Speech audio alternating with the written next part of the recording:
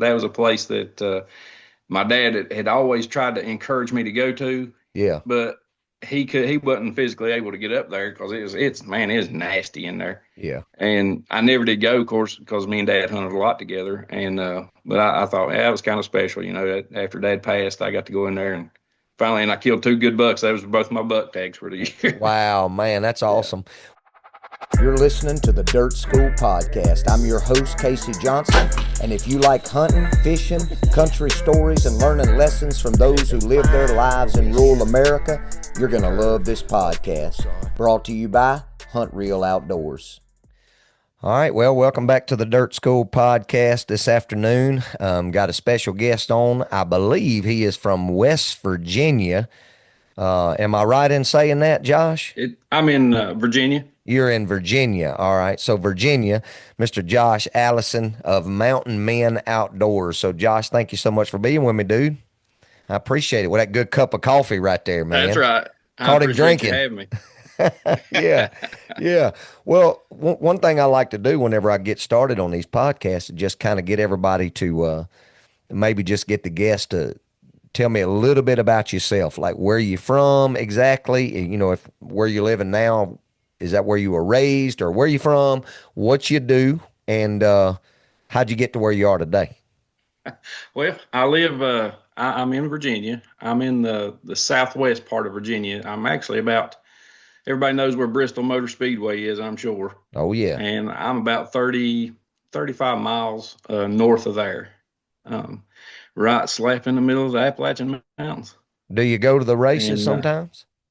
no, No. I've never been. We Not go unless they there. drive up in the mountains where you are, huh? That's right. That's Yeah. right. No, we did go down there back during Christmas. They have a big light show, the Christmas lights, and we done that this past year. That's my first time. I'm 41 years old, and it's the first time I've ever been in a racetrack. Wow. Wow. Interesting. Yeah. Yeah. Well, so that's where you're from, that's where you live. How'd you get to where you are today? Yeah, I was born and raised here. I've been here all my life. Yeah. The place where I was born and raised is about 7 minutes that way, Okay. All right. All right. just across the hill. It's actually the way the town lines and stuff lay. I'm actually the next town over. I don't claim it. I just claim the one I was from. But That's right. Yeah.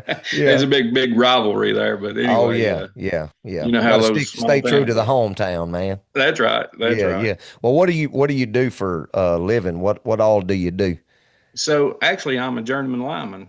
Okay. And I go around building power lines and fixing power lines, storm damage and everything. Right now, I've kind of got into the storm side of it, so I like that awful well. I just chase this. They call it storm chasing. Yeah. Yeah. And so every time there's a big storm, wherever it may be, that's where I go. They put out calls, and I just go work till the storm's over, and then I'm back home in these old mountains until the next one. Yeah, you're the guy that when you come into town, they're happy to see you come, but if it takes a little bit too long to get the power on, they mad at you. Yeah, yeah. Some of them they pull up and they're happy to see you, and then if it's more than 3 days, Yeah. they're awful aggravated. They won't tell you their power's out.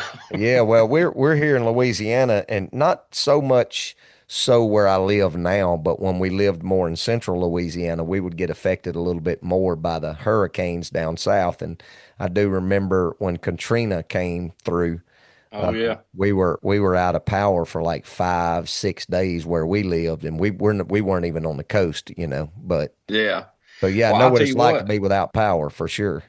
Well, so I live right smack dab in the middle of the mountains here, and that Hurricane Helene that came through last year, it tore us up worse than it did Florida. And I was Wow. actually in Florida when it hit. Yeah. And then we worked down there for a week or so, and then they called us back home to work around here. So I was around here for another week after that, and then the second one hit, and I went right back to Florida. Man, you was a busy dude, man, but you was making some folks happy.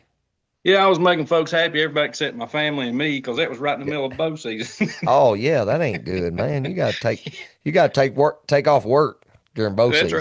right.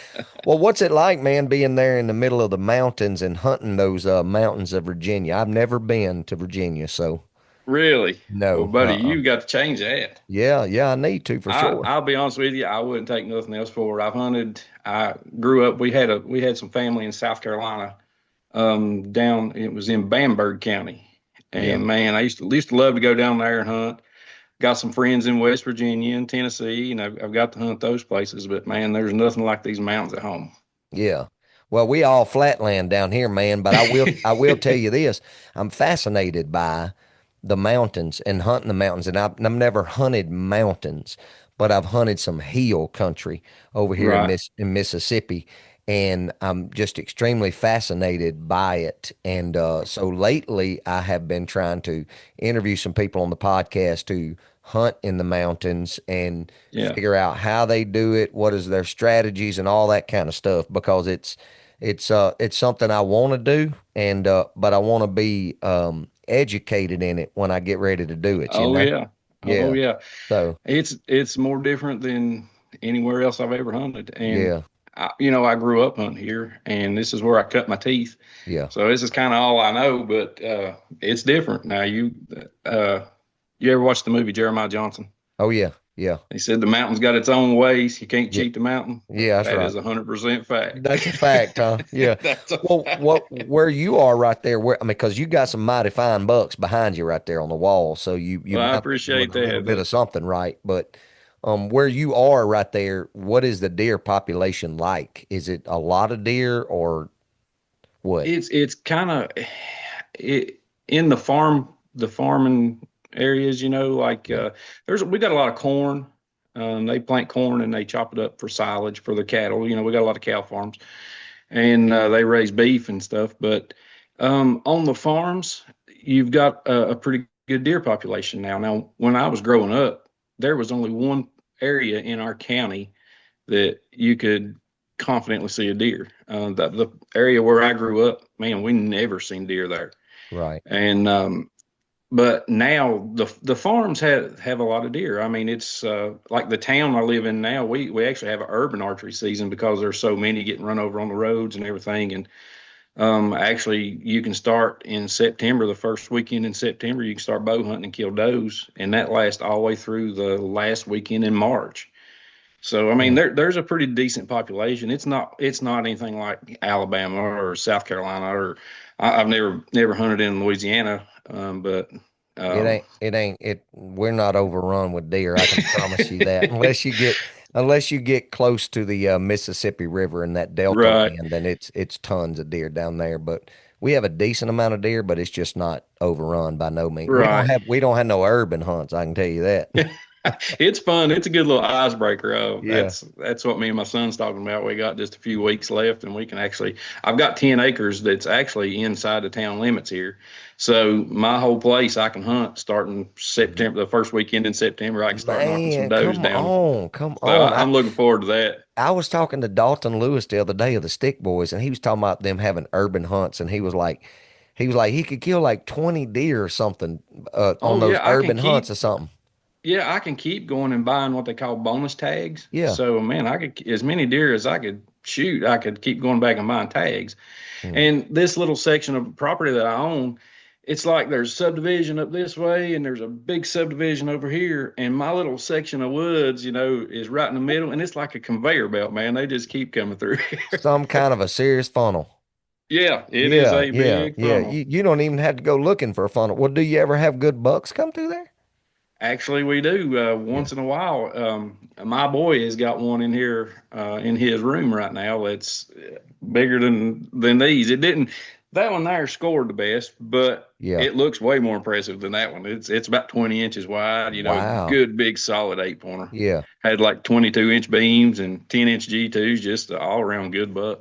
My goodness, you ain't lying, son. I'll be putting me a couple stands up right there. Oh yeah, there. He was out there in the woods today, and the Yeah. chestnut oaks are already starting to drop. And man, he showed me a big handful of oaks, and they've been tearing the acorns up. So, Yeah. Oh, he getting ready then for sure. oh yeah. Yeah.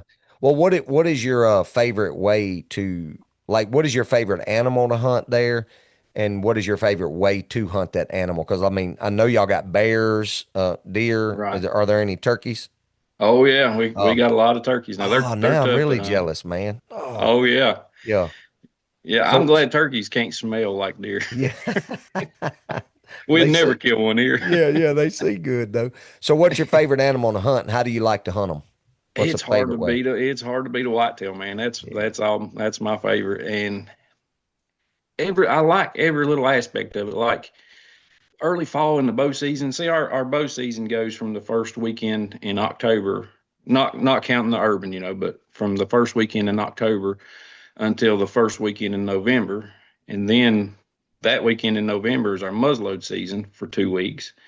And then after that, we have a 2 week rifle season, and then it goes back to bow season for a while. So I like all aspects of it, man. I don't really, I don't really bow hunt once muzzleload comes in, and then rifle season. I put my bow down until the late season. Right. And I love being in the woods in October. I Yeah. mean, it's just something special. It's not too cold, and man, it's got a special feel to it. I love bow hunting. But then when muzzleload comes in, man, I love the muzzleload. Yeah, yeah, yeah, yeah. Just can't help but pick it up, huh? That's right. And then when rifle season comes in, man, I love to reach out there and touch one if I need Yeah. to. Yeah. Yeah.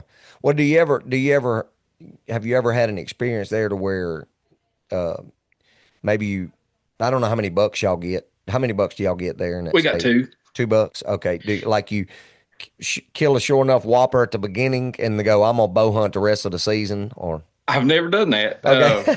I did kill one. I killed one opening weekend with a bow one year. Pretty good 8 pointer for here, And it was like, man, I was just able to coast through the season. I just really enjoyed it, and I got to go and do some videoing for my son and my dad and that. But now when it was muzzleload and rifle, I still Yeah. picked up the old gun. Right. Pressure was off for a little bit until it was That's time right. to, yeah, bring out the old smoke pole. Yeah, Yeah. yeah, yeah. What do you have a certain like is there a certain strategy you like to use when you're hunting in the mountains there? I mean, what's your favorite way to hunt? Like no matter if it's a gun or a bow, like what do you like to do? Well, it's changed. Now that I'm a little older, my strategies have changed. Yeah. We don't go through the deer meat like we used to. Used to, it was all about how many we could kill. And Yeah. I was born and raised that way. I mean, I thought that's how you're supposed to hunt. If you see a deer, you better kill it because you might not get another chance. Right. But now that I'm older, we don't go through the deer meat like we used to, and I can kind of pick and choose. And the past few years, I've got into where I just want to hunt an older age class buck.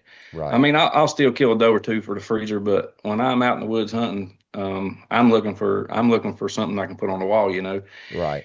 And that's what tickles me the most about this deer. That's the first one that I've ever I started getting pictures of him and I targeted that specific buck and then I keyed in on him. And that's a whole different strategy than just going and deer hunting. Oh yeah, no doubt. How'd you feel when you got him? How'd the story go? Give me the story of how you killed him.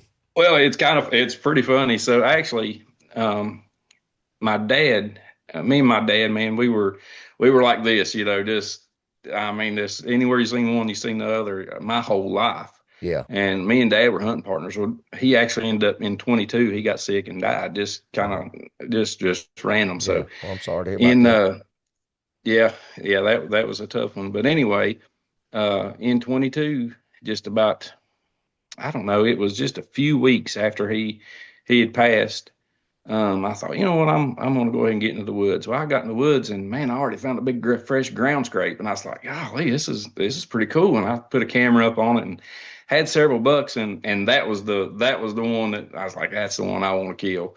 And so I kept my cards out there, checking my cameras just every little bit, and that buck was coming through there by that ground scrape every 10 days. I don't know what it was, but every 10 days he was there. I don't know where he was going any other time, and I was trying to figure it out.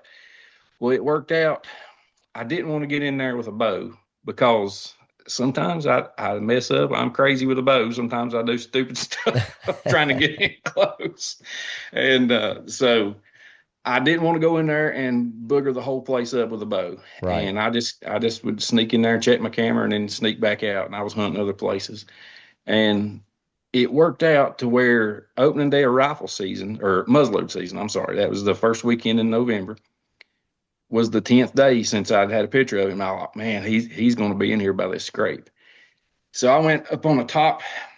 It's on the north side. I don't know if you know anything about the mountains. The north side is always way steeper and way rougher to access. Okay. So it was on the north side of this mountain, and in the office, laurel thicket. It was around the edge, and that's where his scrape was at. So I went up on top of this knob to where I could see down in there toward that scrape, and where my thermals would be coming up the ridge where where he wouldn't know I was there. And I hunted. It was I think I sat until like 12 or 12:30, and no deer showed up. And I thought, man, I don't know what's going on. I don't know why he's not here.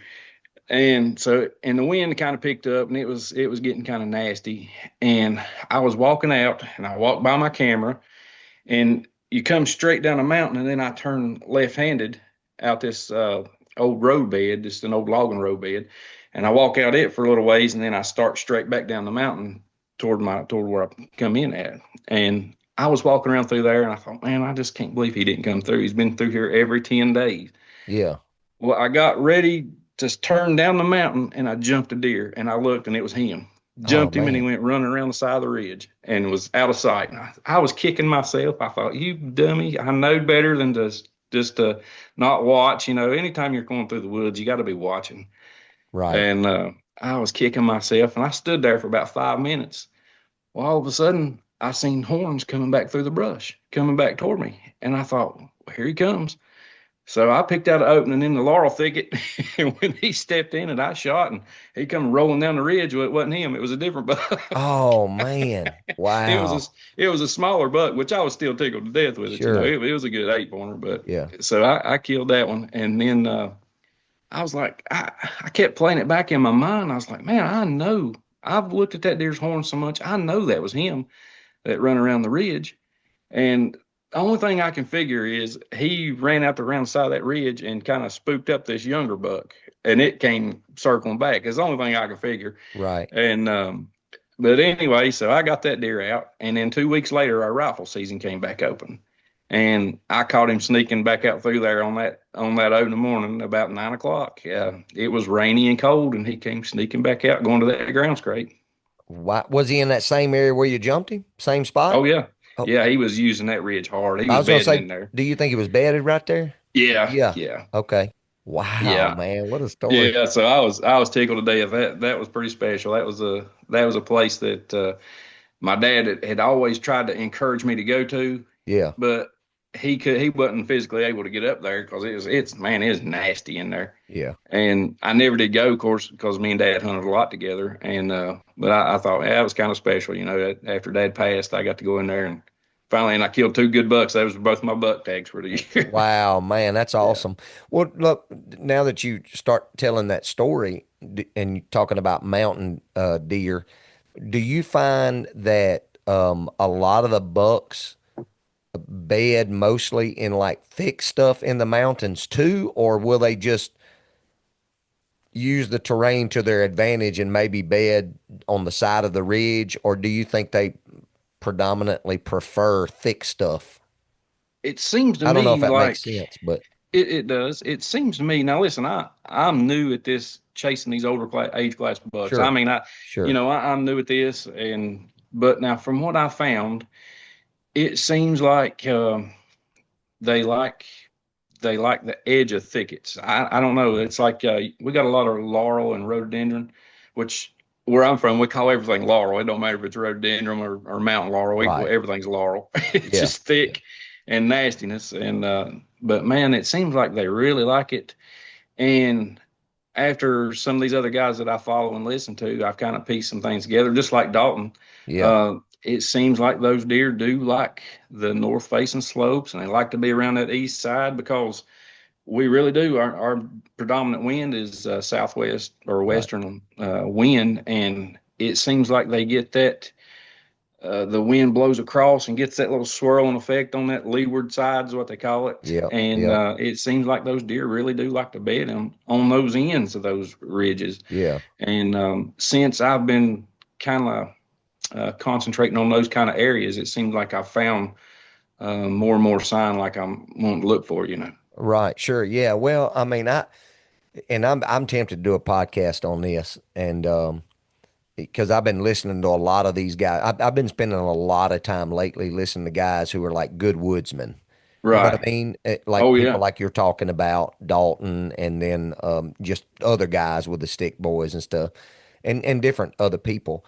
But the more I listen to them, the more I want to do a podcast on really trying to find the deer, not just find the area. Like I think a Right. lot of times I know for me, which we're all flat country here where I'm at, but you go in and you may look at a spot, and if you're not careful, you'll go, "Oh man, this looks good. I mean, I can see a ways, and it's got acorns Oh in yeah. here and all that. It should be good. And then you climb up a tree instead of going.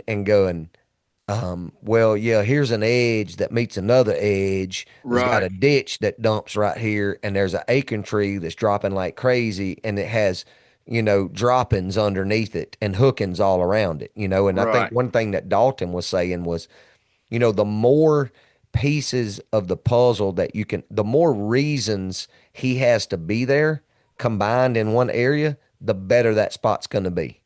Right. So if you Absolutely. got the droppings, you got the acorns, then you got a funnel, and then you got maybe a thicket right next to. The more reasons he has to be right there, then the better your odds are at killing him. And so Right. I want to do a podcast on that kind of strategy to go. Don't just go in and find a spot. Go find where the deer will be, Right. where he's Absolutely. gonna be. Right. I, And I that's told him I told him this because I know you're a Christian and you preach and stuff just like I do. And I told him I said, you remember when they come out with that bracelet, what would Jesus do? You remember that? You remember those oh bracelets? yeah. What would Jesus do?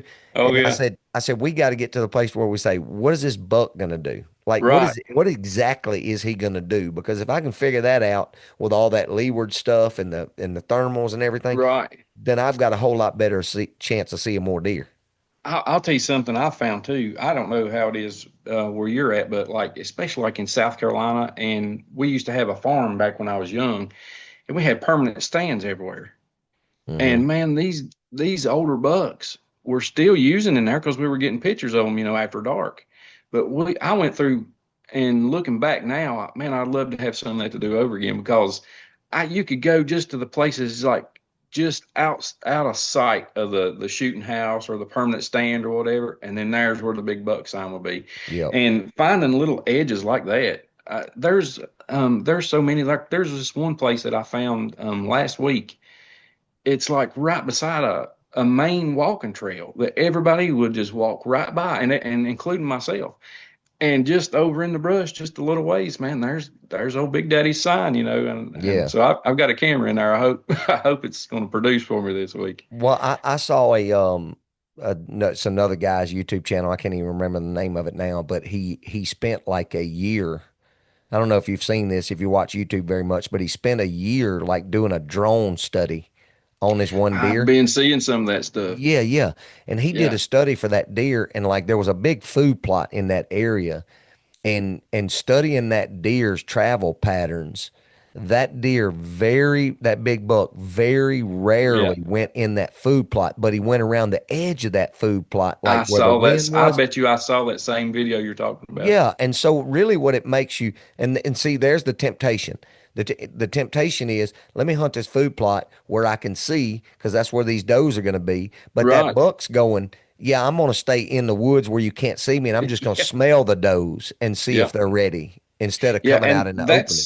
that's something that I've learned making the transition from just deer hunting.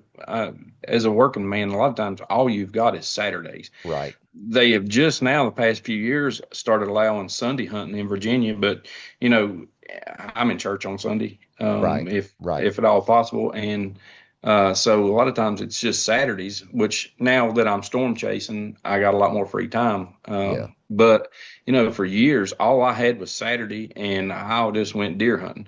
Well, yeah, now I'm making that transition to just hunting these older age class bucks. I'm finding more like, all your deer sign's going to be up on a bench, and that's where all your does are at, and there's more of them, and they're more comfortable, in numbers. And then your big buck, he's skirting around the outside of those, and they do that. That's something it's hard to make the transition to get used to because I still want to hunt up on that bench where all that deer sign's at. I oh yeah, can't get that out of my head yep, sometimes. yep. I had a piece of property that I could hunt here in Arkansas, just not far from, we're not far from Arkansas here in Louisiana. And so I would drive over and it was a huge field. And I knew, I mean, man, I knew, and I always saw deer. And I'd see bucks and I'd see does, and I never saw big bucks, but I would see bucks and I would see does. And it was right on the edge of a game reserve, a Right. wildlife refuge. And I knew, I said, man, you've got to get in those woods. You got to Yeah. go in there 200 or 300 yards deep and catch them deer before they get to the field, because that buck's not going to come out till after dark, or he's not going to come out at all. He's just going to walk by and wind check it, you know. And dude, it was so hard. I It's, failed at it miserably because, oh yeah. and even when I did go into the woods, I'm like, "Yeah, I want to get in the woods, but I want to get to where I can still see out in the field a little bit." You know? Yeah. Oh, And it's so hard. something I found too is, you know, a buddy told me, he said, if you want to shoot good bucks, you've got to pass up these younger bucks. Yeah, yeah, He said, but if you want to kill great bucks, you've got to pass up some good bucks. yeah, that's right. And I had one come out one time, and it was a decent buck, and I was gonna blast it if I got a chance. I've always been a fan of, if it makes you happy, kill it. But Yeah, you know, but anyway, for whatever reason, this buck came out and he skirted, and I could not get a shot at him, and he got plumb by me, and I thought, well, man, that was my chance. Well, it wasn't 15 minutes later, then a really good buck come out, yeah, and you know, if it would have worked out, I would have killed that little buck sure. and never would have even seen that bigger Oh buck. yeah, So yeah, yeah. that's something that's hard to get used to. Oh yeah. Also, Hey, I remember it like it was yesterday, the very first buck that I passed. yeah, My wife's grandmother, when we got married, she had like 160 acres, and I was pretty much the only person that hunted it. And it had hunting clubs surrounding it. So, you know, it was a good piece of property here in yeah, Louisiana. And I killed, I think the first time I hunted on it, I limited out like multiple years in a row. You know, I killed yeah, 3 bucks and 3 does. I mean, that's what we could kill back then. And then one year I said, you know what, this is a pretty good place. I'm hunting mostly by myself. Her cousin would come in and hunt around Thanksgiving and Christmas break, but that's it. I said, I'm gonna start passing some deer. And I had a 4 point, like I mean, just about like that, you know. yeah, And he came out, and I remember passing that thing, and son, it was one of the hardest things I ever done. But after that thing walked out of that food plot and I knew I couldn't shoot it, I was just like, you know, pat myself on the back, like, you passed one, dude. yeah. It's so hard to do. I remember the first year that I thought, well, you know what, and the reason I didn't do it for no pride thing or no bragging rights thing, but you know yourself, a bigger buck, the joy of that thing lasts a lot longer than just Oh pulling the yeah. trigger on one. Oh yeah. And so me and my dad, we talked about it, and I was like, you know, I think I'm just going to hold out for a better buck. Yeah. And I'll never forget, I was hunting this spot. It was opening morning muzzleload season. I found some fresh scrapes, and it was before trail cameras. You know, Right. we didn't have any cameras or anything on that scrape, so I didn't know what was doing it. But man, they was trees tore up, and I'm telling you, they were this big around, and just, I mean, raked, and um, fresh scrapes, and just it was big buck sign. I'd like to have that one to do over again. Right. But man, it's just this average size 8 pointer come out right after daylight one morning, and I blasted him. I thought, man, I got that deer, you know. But I had let some bucks go for that. But I remember seeing that big sign, and it didn't dawn on me that it was a really, really big buck doing that. Sure. Because you Yeah. know, back then around here, man, if you killed an average 8 pointer, man, there was people driving for miles around just to look at it, Yeah. because they had Right. nobody ever seen one like that, you know. Yeah. And Yeah. but it's definitely got a lot better over the years. Yeah. Yeah. Now I think I'm right in saying this. I was watching some of your videos, but now you hunt a little bit with recurve too, don't you? Or I longbow or do. something? Yeah. I haven't in a while. Okay. I'm gonna get back into it. Yeah. I think I hunted maybe once or twice last year. I didn't do any good. I had some Okay. close encounters. Yeah. I'll tell you a funny story though. It's been so long since I hunted with a recurve. I had a deer come out, and it was coming. I mean, it was coming within. It was going to be about 15 yards. And before it stepped out of the brush, I went to draw back, and I thought, well, wait a minute, I can't draw back and hold it yet. I have to wait till I'm getting ready to shoot before I drop Yeah, there it ain't no back. compound for sure. Yeah. Yeah, I remember catching myself, Yeah. but Holding that I dead killed. weight back. Yeah. Yeah, I've only killed one deer with a recurve, Yeah. and it was probably the most exciting deer that I've ever shot. Oh man, it is. Oh gosh, I made up with it, man. It's so exciting to kill one with it. But Yeah, really, I've really, seen. yeah, it's exciting just for one to walk in. Oh yeah, Yeah. it's man, I know. So that deer that I killed with a recurve, I was really shooting a lot that year, and man, I felt like I was really confident. And my dad, man, he's killed more deer with a recurve than probably anybody I know of. Right. And that's what we grew up shooting, you know. Yeah. But then I went to compound because I could reach out there a little bit further. You know how Yeah. it is. And Oh then yeah. Oh yeah. I was shooting really good one year, and I thought, you know what, I'm gonna kill one with that thing. And I didn't have a stand up yet, and I was in the edge of a food plot, and I just jumped out of the back of the truck and got a hold of some poplar limbs, and I was able to set on some limbs up in that tree, right at the bottom side of this food plot. And my dad, he left and went on up the hill, and man, right before dark, there was deer started coming out everywhere, and I had two bucks come out and start fighting right beside me, Oh man. and I was tore all to pieces. And Yeah. then this one finally, after the fight, he come over beside of me, jumped the fence, and stopped about 12 yards and propped that front leg forward. This as pretty as you please, and I stuck it right in his armpit, you know. Man, But yeah, it was pretty cool. that It felt was pretty like good. it was like the arrow was in slow motion, and I could see the spin off that right helical, Yeah. you know. Yeah. Well, do you shoot when you shoot one, do you shoot it pure instinctive or do you gap At that shoot? time, I was. Yeah. I don't gap shoot. Yeah. I tried to look down the arrow shaft, Yeah.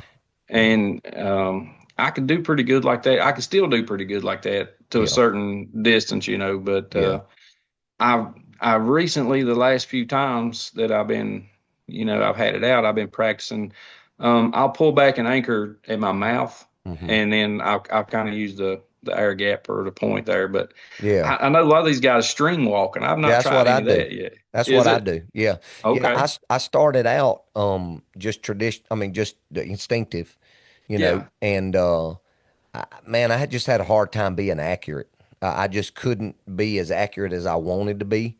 And so then I started gap shooting. I was yeah. like, and you probably know this as well as I do, but the instinctive, the traditional archery world it's a whole different world. I mean, like, it's there's some guys that are like, if it ain't a cedar arrow and a stone point Oh with yeah, feather arrows, you're not a real traditional hunter. So I had to kind of get past that and go, it for me, it's about what makes me accurate. oh How yeah, can I kill that deer with this old equipment? So I went to the gap shooting and I got pretty decent with that. And then I was watching, I think his name is Matt. I can't remember his last name, but he's on the Push Archery, and he was doing a little video on the string walking and or yeah. fix crawl. They did string walking and then they did fix crawl, which is basically walking down the string, but you got a fixed point. Like I have Yeah. a knocking point about an inch underneath my arrow, and if I put my fingers, like I'm a 3 under guy, so if I put my Hmm. fingers right up the edge of it, the tip of my arrow at 15 yards will be dead on. Okay. And so that's the way you do it. So basically you're aiming with the tip of the arrow, but it's a gap shoot, but you're doing it in the back instead of the front. Yeah. Is basically what it is. And buddy, I'm way more accurate that way. I'm gonna get mine back out. I've got a couple bucks that I'm really interested in hunting this year, Yeah. and I really want to kill one of them. So Yeah. I'm going to spend, you know, as much time as I can trying to get those deer on Yeah. the ground. And then I think if I can do that, then I think I'm going to get my recurve back out. Yeah, yeah, yeah. Well, I'll be following along to see how that goes. Yeah. Well, what about bear hunting, man? I know y'all got some bears. I mean, I watched the Man, video of you I'm telling you, shooting at a bear. you've got to come up here and try some of this. Dude, I would love to shoot a bear. I'd love to Oh, shoot it's a bear with fun. my recurve. That's what you need to do, Yeah, dude. I know a spot. yeah. Oh man, y'all got a lot of bears. Oh man, we're covered up with them. Wow. And that's something too that's really the population has exploded. Like Mm-hmm. it's so bad right now. All these farmers that are raising corn, man, that the game commission will give them, I don't know, unlimited how many ever their damage permit tags they can Yeah. get for the bears. Yeah. Yeah. Well, I'm doing something right here real quick. We're gonna just let me see here. All right, it's only 809 miles. Wait a minute. That ain't, hold on a minute. That's not right. Uh, Virginia. I'm trying to Google Virginia here and this thing's acting crazy. I want to see how long, see, I can be up there tomorrow, you know. Yeah. I really do want to see how far it is to Virginia.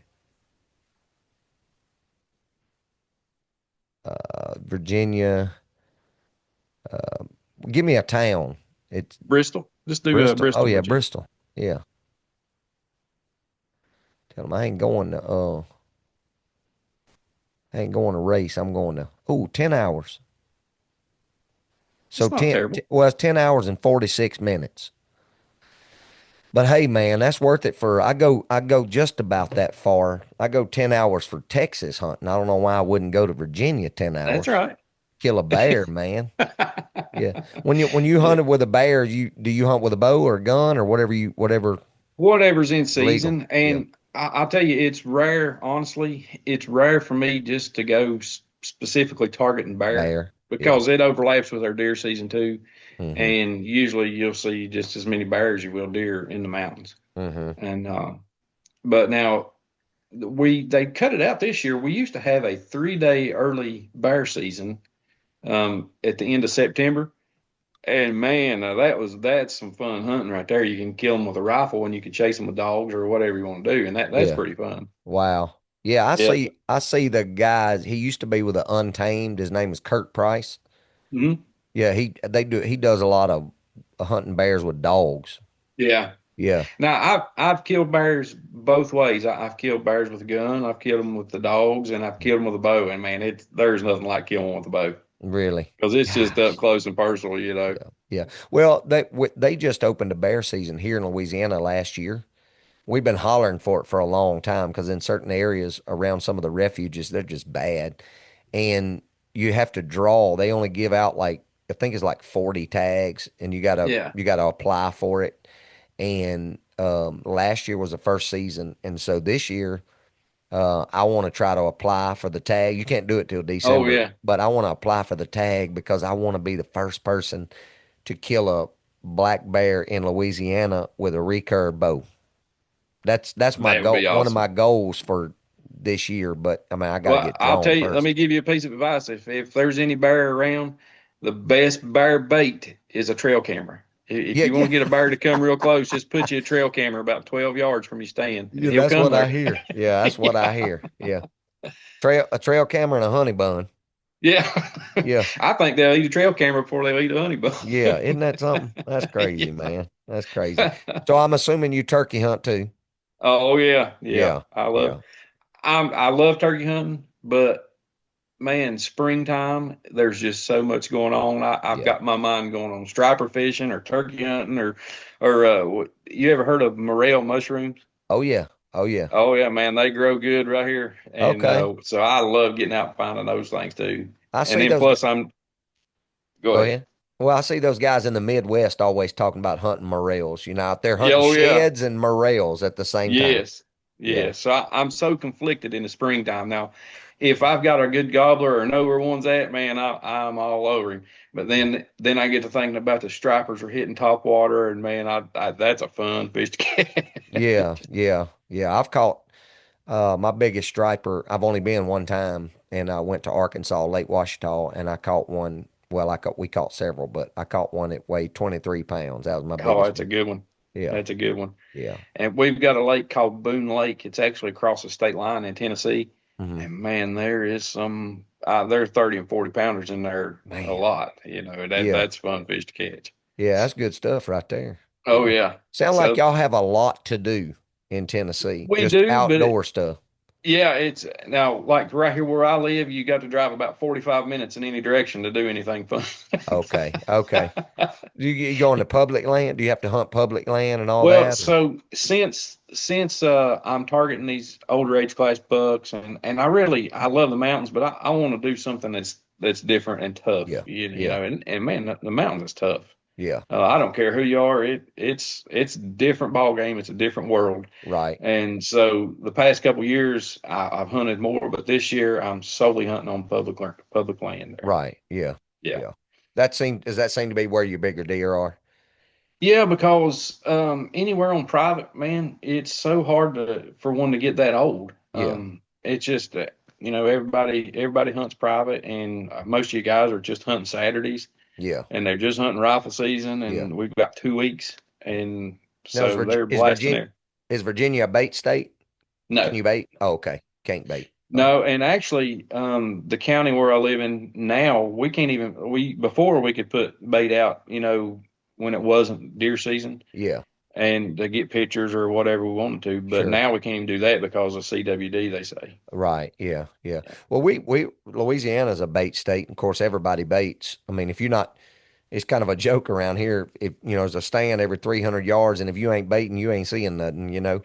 But Oh yeah. but I know there's always the argument of, if you bait, you're killing all the big bucks over bait and yada yada. But I'm being honest with you, man.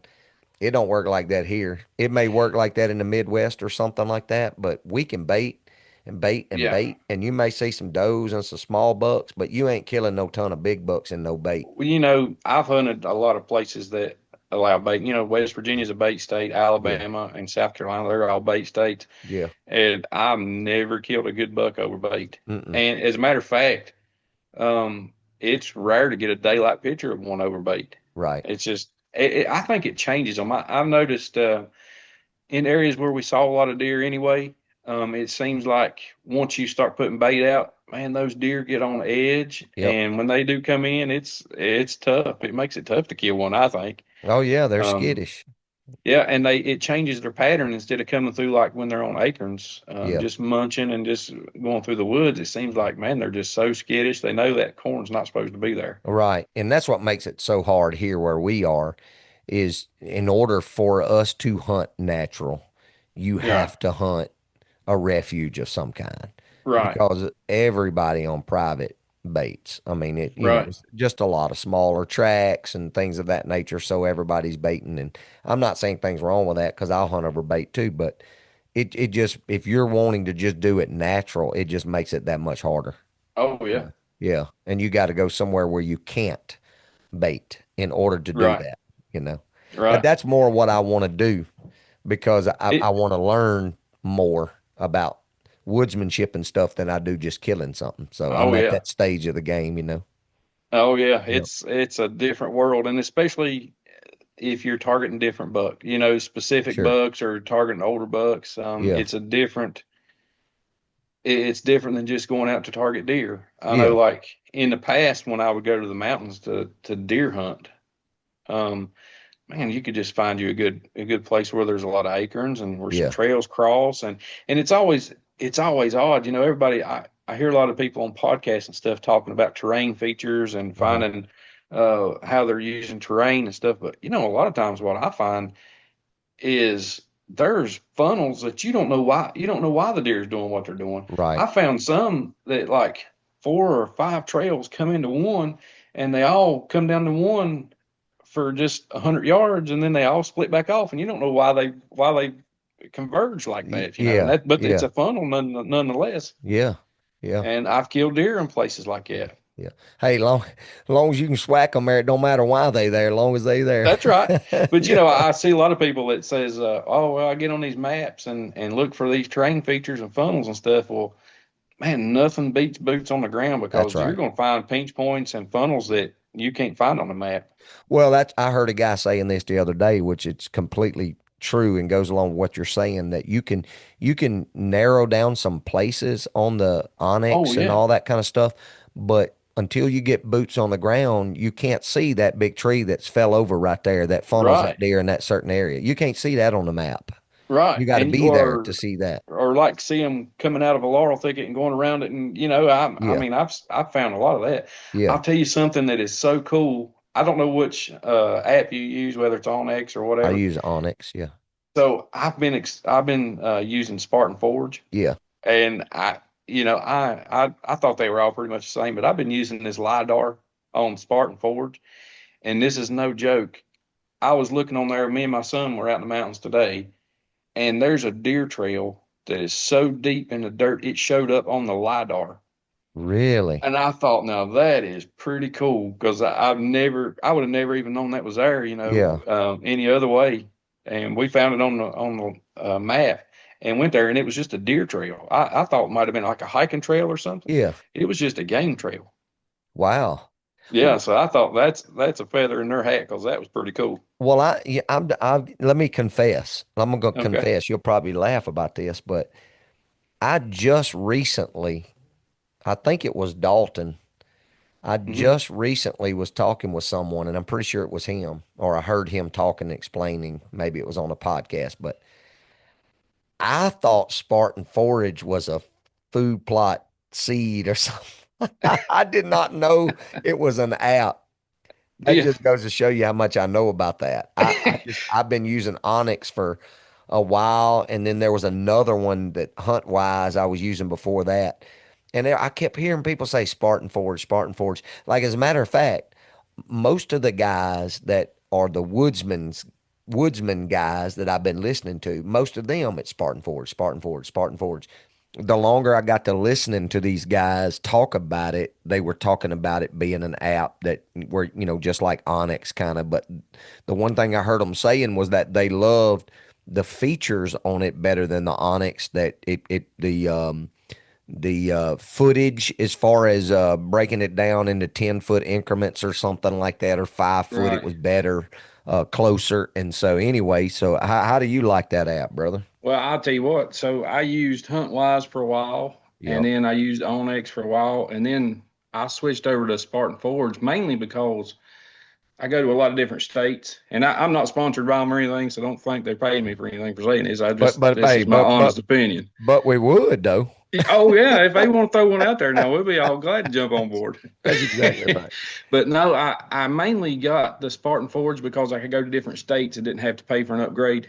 And then, man, I got to looking into this LiDAR, and it's just like sonar on your fish finder, but except on land. Hmm. And man, it is so amazing, the terrain features and the old road beds, and like I was telling you earlier, I actually spotted a deer trail on this LiDAR, and Wow. that blew my mind. Yeah. Well, you mentioned that earlier, and I was wondering. I was like, "What is LiDAR? What is he talking Yeah, about?" you should look Yeah, that up and check out the yeah. LiDAR effects. That is awesome. Yeah. Huh.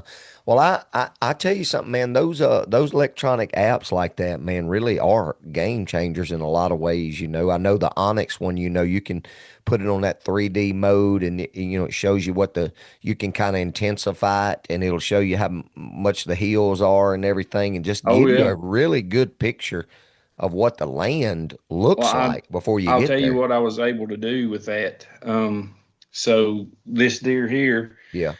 I was able to get on the map and look at the LiDAR and everything else and find some terrain features um, I mean, it didn't tell me exactly where it was at, but got me in the ballpark of where I thought I might find some buck sign because other than just boots on the ground, man, that's the best tool we got. And I Right. bet you I'm on that thing every day looking at something. Wow. So I was able to find that deer, and I think I made a misspoke. I killed that deer in 23 instead of 22 when we were talking earlier. Oh, okay. But anyway, so I found that deer with my app, and then a 10 pointer my boy killed last year. Was able to locate him and figure out some things, and then the bucks I'm after this year was 100% all e-scouting started all of it. Right. Yeah. Well, I mean, and you see a lot of guys now, they're doing, if you watch YouTube very much, they'll do like these e-scouting tutorials Oh or yeah, whatever, to really yeah, show you how to, at least like you said, get in the ballpark, and then you put your right. boots on the ground and fine tune that spot.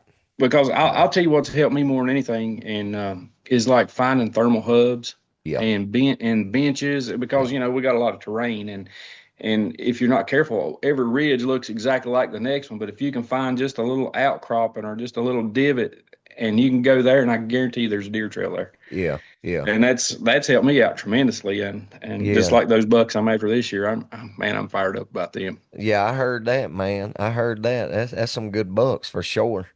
And what y'all don't know is the 2 days that we had took a break from this podcast, he was out there scouting and showed me a few bucks he had on camera. So I I know what tell he's you what, talking about. I'm super surprised at those bucks. I've been getting pictures of them since I look back. I think June 11th was the first Yeah. pictures I got of them, Wow. and I knew that one was a good one. The taller one that I showed you, he had a full rack just about by June 18th this Mm. year. Mm. But of course, he's added a lot of inches. Yeah, he But sure man, has. that other one, that other wide one, man, I'd have never dreamed that deer would have turned into that. Yeah. Yeah.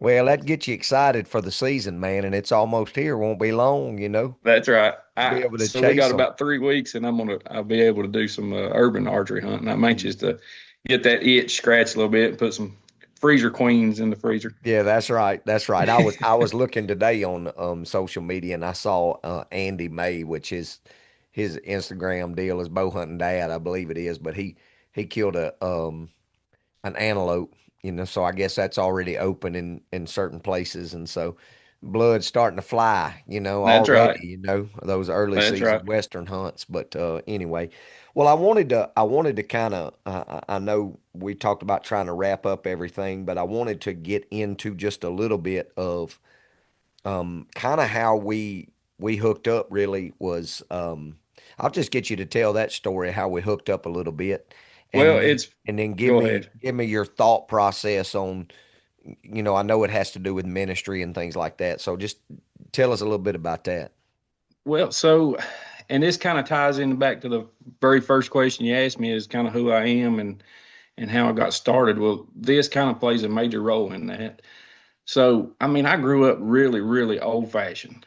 I mean, I grew up in a cabin, we hunted for everything, and it's a big part of who I am, and grew up in a Bible believing Baptist church, Bible preaching, and was fortunate enough to get saved at a really, really young age. Right. And a lot of people says, well, what was you saved from?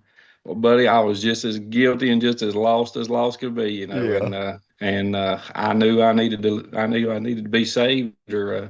or I was going to die and go to a devil's hell. I knew it. Right. Right. It's And like old so buddy of mine said, lost as a ball in high weeds. that's 100% how I was, Yeah. and a lot of people, uh, I remember hearing talk, when I was younger. Oh, he was too young. I'll tell you one thing: I was not too young. I can take the devil back to the spot where the Lord saved me. That's So, what I'm talking about. but I grew up old fashioned in these mountains. Just I was in the mountains more than I was at home. I was at home when it got dark, Yeah. and the hunting and the fishing. That's a big part of who I am. Right. And back in 2010, the Lord called me to preach. Well, he probably started calling me a lot before that. I'm sure you know how it is. But when I finally give into it, it was 2010, Yeah. and that was my Jonah story. I think I talked to you about that on the phone, Yeah. and I run from it for a little bit, but the Lord called up to me, and I pastored for a little while. I pastored for about 6 years full time, and then I filled in for a couple of years, and been doing evangelist work ever since. But the Lord's had a burden on my heart, um, most recently about doing an outdoor type ministry, because man, just all of us out here hunting in the hunting and fishing industry, we're in God's creation all the time, and I'll read you Romans 1:20 is kind of my book, chapter and verse That's right. on this part of the ministry. It says, "For the invisible things of Him from the creation of the world are clearly seen, being understood by the things that are made, even His eternal power and Godhead, so that they are without excuse." So, man, anybody that's out in this creation, they don't have no excuse. Right. And man, I want to just tell everybody, and so they can have what I've got, Amen. and that's my burden. And so what I'm going to be doing is I've got my YouTube channel and I've had a little hiccup with it, but we're getting on the right track and going to be doing some outdoor ministry type videos along with my hunting and fishing, and going to be doing some services at some of these ASA bow shoots and some of the local clubs. Yeah.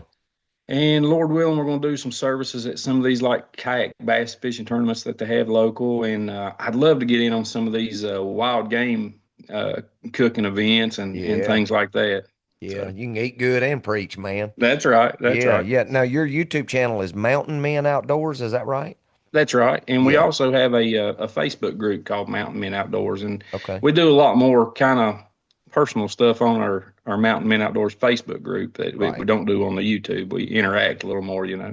Yeah. Yeah. Well, the more, the more I do this and the more I try to,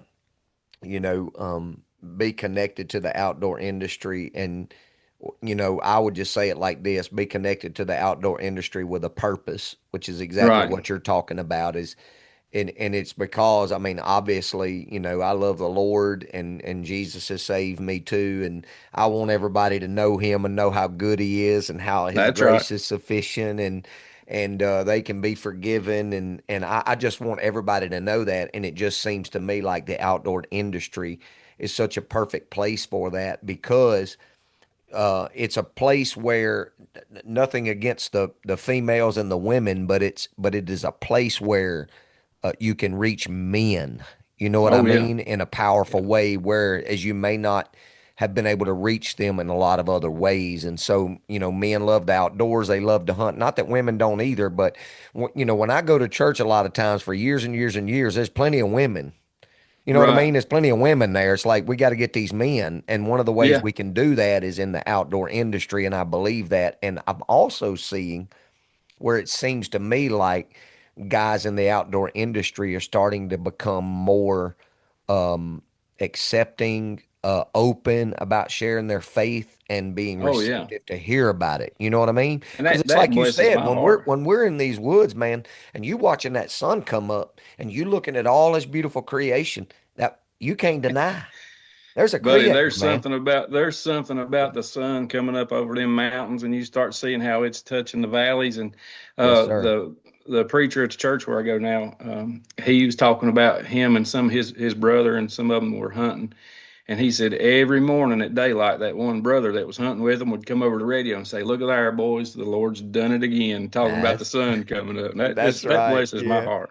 Yeah, give me one more day. Done it That's again. right. I see people And all the time talking about looking out there and taking pictures of the sky and different things, and talks about nobody can paint it like the Lord can. And that's that's the a truth. fact. Yeah. And Yeah. I think about it's Lamentations. He talks about uh, his mercies are new every morning. Every morning. Buddy, that blesses my heart. That's And a we get to fact. see it. We're right out there. Like they used to say around here where I'm from, we're hillbillies now. They'd say, Lord, we're right out here amongst it. Yeah, we're Get to see it. yeah, we out here amongst it, Lord. That's what I'm That's right. talking about. Yeah. Well, that's good stuff. And man, I'll be praying for you, and that, Yeah, the you ministry definitely. will take off, and glad we got connected. I know I had spoken with Nathan Killen about trying to get him on the podcast, and then he had mentioned to you to contact me about the outdoor ministry stuff. And so, Well, it was funny because the Lord had put Nathan on my heart, and I've never met the man. yeah, We had some mutual friends, and or mutual acquaintances. I don't even know if they'd be actually friends, just mutual acquaintances. And so as I surrendered to this, I was like, Lord, you just put me into contact with the right people. yeah, So I had Nathan on my heart, along with a couple others, and I thought, well, I'm just going to see if I can just talk to Nathan and see what he says. And then he's the one that gave me your name and yeah, information. So yeah. it's funny how the Lord just works everything right out. But here's what I see him doing, man, and I love it. I see him just kind of knitting people together in the outdoor industry. Absolutely, Just, slowly but surely knitting people together to be able to be more vocal about the Lord, and hunting and everything. You know what? We love hunting and we love Jesus. And that's that's right. it don't get no better than that. It does not get any better, and that's Yeah. if any at my funeral, I want them to be able to say that about me. He Yeah. loved Jesus and he loved hunting and fishing. And Amen to I that, do. brother. Me too. I'm a simple kind of Yeah. feller, you know. Yeah. I'm gonna have a camouflage casket, son. That's right. Oh goodness. Well, Josh, man, it's been a pleasure, been a joy to visit with you, and we'll certainly be keeping up. And Yeah, definitely. I'm gonna have to try my very best to make it to them Virginia mountains at some Man, point and I see if hope I you can't. do. I Yeah. really hope you do. I Yeah. had some more bears on camera. I started to send some pictures to you, but Oh gosh, yeah. You'll have me yeah. drooling, man. But yeah, yeah. Well, I know you've got my number and contact info, and I know you know now that you can holler at me anytime you need me for anything or help figuring out the ministry part. I do a lot of that myself, obviously. Yeah. I love it. I love it. Absolutely. I wouldn't take Yeah. nothing for it. Yeah, that's right. It's a burden that I wouldn't have asked for a million years. And if you'd have told me this is what I'd be doing, I'd have said there ain't no way. No way. Yeah. But now that I've got this burden, I wouldn't take nothing for it. That's right. I tell my church this all the time. I said I didn't get to decide. I said Yeah. he's the one who distributes the gifts and the calls as he wills, and so he said you're gonna be a preacher, and I just had to yield to it. So here it That's right. is. Well, they But told me one of my mentors, my uncle, man, he's a great guy, a great preacher, and I was talking to him when the Lord was dealing with me about preaching, and he said, "Listen here, son," he said, "God don't call the qualified; He qualifies the called." And I that's thought, well, exactly I right. guess I Yeah, can't argue. yeah, yeah. Or I'll put it to you like this: I had an old cowboy preacher. Whenever it was in my ordination council. And for those of you who are listening who may not know what an ordination council is, when you are called to the ministry, you got to go before other men who have been called to the ministry and ordained into the ministry, and they get to ask you all kinds of questions and give you advice and all that kind of stuff. So you're a nervous wreck. And all these men Absolutely. are asking me these questions, and they're giving me comments. Most of it's good, they're giving me comments. And then it came up to this old cowboy preacher, and here's what he said. He always called me Johnson. He never called me my first name. He said, Johnson, the way I see it, any old donkey will do. That's what he said. Of course, making reference to the donkey that spoke in the Bible. So he's like, any old donkey will do. So I guess if me and you can do it, Josh, anybody can do it if the Lord wants to. Yeah, That's right. that's That's right. That's 100% right. right. Well, y'all check Josh out, Mountain Men Outdoors on YouTube and Facebook. And if you need somebody to speak at a wild game dinner or something, I guarantee you he will help you out if you up in that Virginia area. That's right. Yeah, And yeah. I'll still travel. I'm gonna come down when you do yours and visit. Yeah, I I'll heard bring that, some man. bear sausage. Yeah, and I'll try to put you on a deer here in Louisiana. You got to be on your toes here in Louisiana I because they guarantee walk it, brother. around doing like this. Yeah, I'll tell you what. You come up bear hunting, I'll pull out my recurve and hunt with you. that'll work. That'll work. I can do that. I can do that. Well, Josh, it's good talking with you, man, and we're certainly going to keep in touch. But we'll sign off for this one, and we'll do it again. All right, brother. I appreciate the opportunity. This has been awesome. Amen, brother. Appreciate you. Appreciate you, buddy.